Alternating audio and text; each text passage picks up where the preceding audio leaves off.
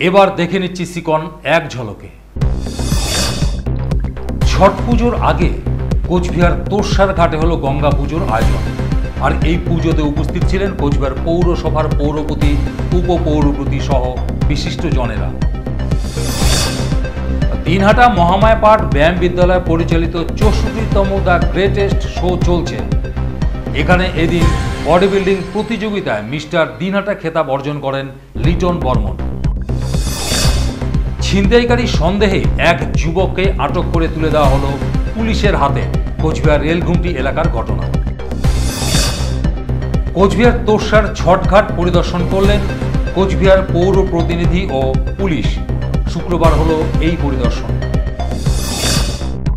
জেলা শ্রমিক ভবনে টোটো রেজিস্ট্রেশন নিয়ে হলো বৈঠক INTTUC। এই বৈঠকে উপস্থিত ছিলেন জেলা সভাপতি অভিজিৎ দেব ভৌমিক সহ অন্যান্যরা। কোচবিহারের একটি বেসরকারি নার্সিংহোমে চিকিৎসায় গাফিলতির অভিযোগ। পুলিশের দ্বারস্থ রোগীর পরিবার।